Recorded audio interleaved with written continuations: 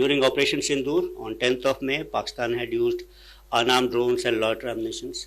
None of them actually could inflict any damage to Indian military or civilian infrastructure. Most of them were utilized through a combination of kinetic and non-kinetic means, and some of them, in fact, could be recovered in almost intact conditions. Let's switch on to Atmanirbhar for both this drones and counter-UAS systems. Operation Sindoor has showed us as to why indigenously developed counter-UAS systems and counter-UAS systems built for our terrain and our needs are crucial. We cannot rely on imported niche technology that are crucial for our offensive and defensive missions. We must invent and build and safeguard ourselves. Dependence on foreign technologies weakens our preparedness, limits our ability to scale up production, results in shortfall of critical spares for sustenance and round-the-clock availability. Another important aspect of this capability is that foreign weapons and sensors, their capabilities are known to all, and adversaries can predict our tactics and doctrinal concepts based on the capabilities of this particular system. So you may have today on very modern aircrafts, air-to-air missiles, so say ranges are known to us, so are they known to the adversaries also?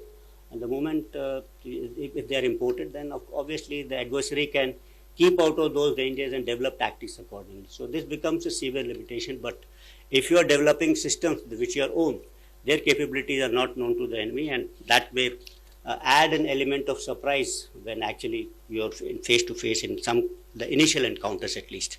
So when we design, make and innovate at home, we secure our secrets, cut costs, retain the initiative to scale up production, and maintain round-the-clock readiness. Our Honorable Raksha Mantri has rightly said that Atmanirbhar is not a choice, it's part of a duty. We think that these are systems which are far better. Even if you look at the motto of Olympics, which says, Citius, Elitius, Fortius, which means faster, higher, stronger. It's in our DNA, it's in our system that we think that this is better.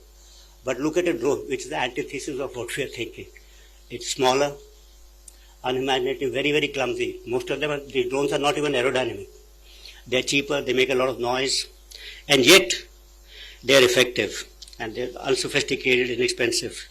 I think this is their USP, that it is beyond the conventional thinking. It beats conventional thinking. So this, I think, is very, very important.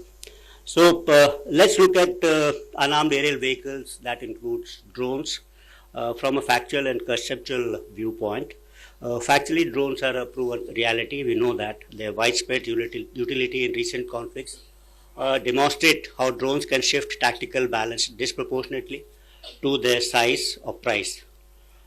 Factual because the government of applications of US in modern warfare is challenging traditional ideas about air superiority, ground maneuver, and force protection.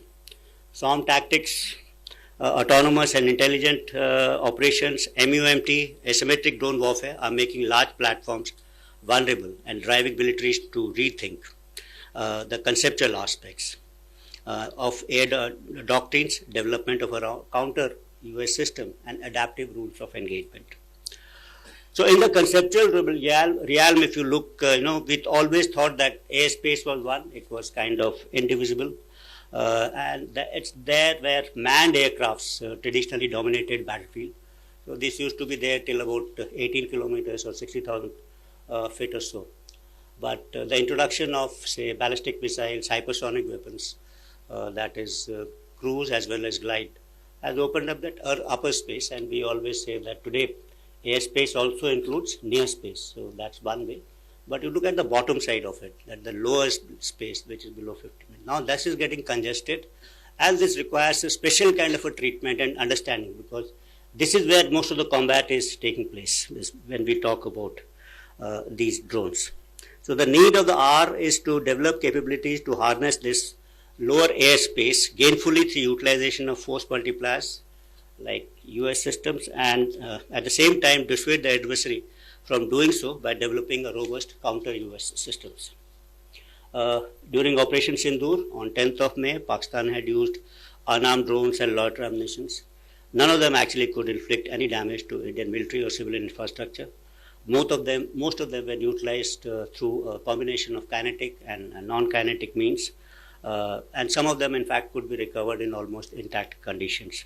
We need to focus on combat in future in this particular lower airspace. So when we talk about drones, what do you think these are? They are introducing kind of evolutionary change or a revolutionary change in warfare.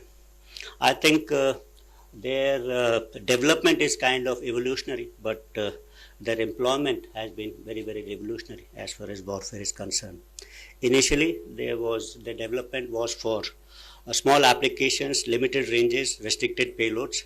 As the realization of the scope of deployment, utility and success increased, Army started using drones in a revolutionary kind of manner. And you've seen this in number of wars which are being fought by us.